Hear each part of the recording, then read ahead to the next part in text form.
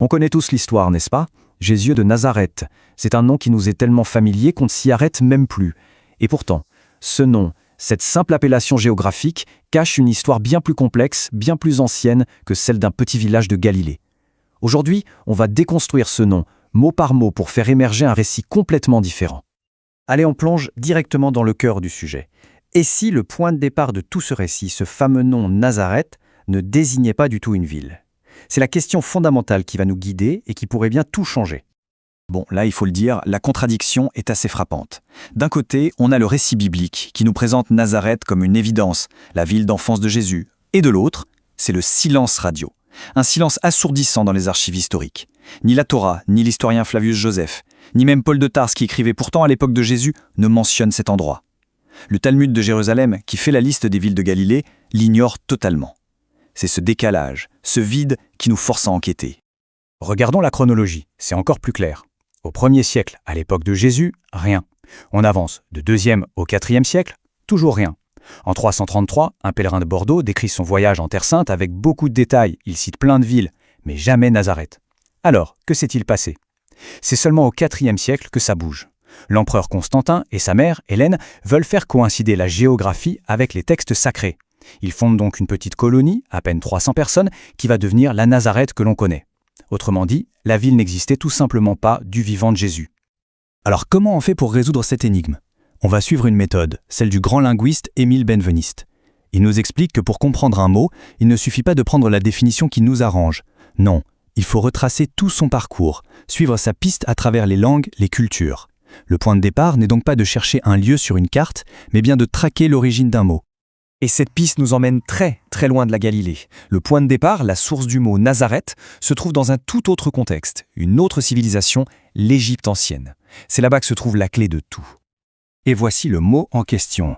En hiéroglyphe, on a le Néter, ce drapeau qui symbolise la divinité, suivi par les sons N, T et R. Ce mot nétérite ne désigne absolument pas un endroit, c'est un titre divin, un concept qui renvoie à Dieu lui-même.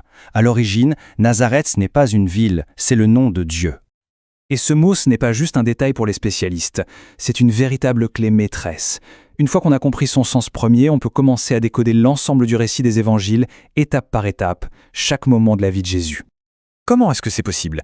Eh bien, le récit semble avoir été construit comme un puzzle, en utilisant les différents homonymes de cette racine égyptienne, des échos qu'on retrouve dans plusieurs langues africaines. Chaque mot qui sonne comme Nazareth correspond à une étape clé. D'abord, le nom Nétérite établit son statut divin. Ensuite, le mot égyptien Nencher veut dire charpentier. Voilà pourquoi Joseph est charpentier. Ce n'est pas un hasard. En malinké, Nijara signifie être élevé, d'où l'idée qu'il a été élevé à Nazareth. Niagara signifie faire des miracles. En lingala, Nezara, c'est la captivité ou la punition. Et pour finir, Tiera, c'est fini, ces dernières paroles. C'est un véritable code linguistique. Et attention, ce code ne s'arrête pas là. Il va plus loin, jusqu'à un autre lieu absolument central dans le récit, Golgotha, le lieu de la crucifixion. Là encore, si on creuse un peu, on trouve une origine totalement inattendue. L'interprétation classique, celle qu'on connaît tous, c'est que Golgotha vient de l'aramien et signifie le lieu du crâne, soit à cause de la forme de la colline, soit parce que c'était un lieu d'exécution. C'est la version officielle en quelque sorte. Mais maintenant, si on se tourne vers le peuple dogon du Mali, on trouve un mot, Kurokutu.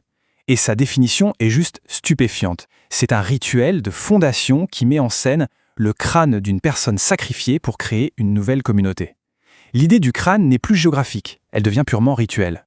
Et là, les parallèles sont incroyablement directs. Chez les Dogons, quand un nouveau roi est choisi, il est d'abord capturé rituellement. Ensuite, on célèbre publiquement sa mort en tant qu'homme ordinaire.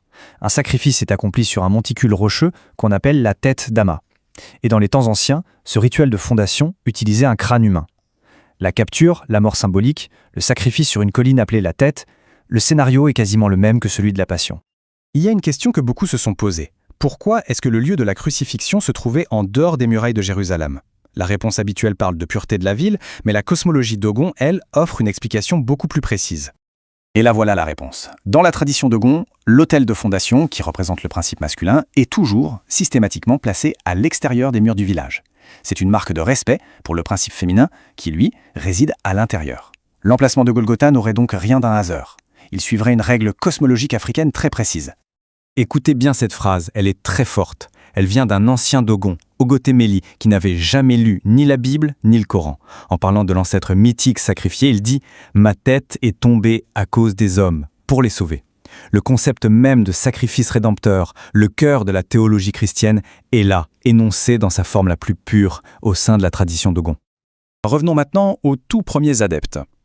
Avant même que le mot chrétien n'existe, ils avaient un autre nom. Un nom qui nous ramène directement à notre enquête. On les appelait les Nazaréens. Et ce nom, Nazaréen, fait écho à un autre nom, celui des Nyaturu, un peuple de Tanzanie. Ce lien phonétique entre le nom de la toute première secte chrétienne et celui d'un peuple africain, c'est une piège de plus qui vient renforcer l'idée que le modèle de cette histoire est africain. Alors pour finir, la question qui se pose est immense. Si le plan directeur d'un récit aussi fondamental que celui-ci trouve ses racines non pas au Proche-Orient mais dans les cosmologies et les rituels africains, combien d'autres chapitres de l'histoire du monde mériteraient d'être complètement relus sous un nouvel éclairage? C'est une pensée qui invite à tout remettre en question.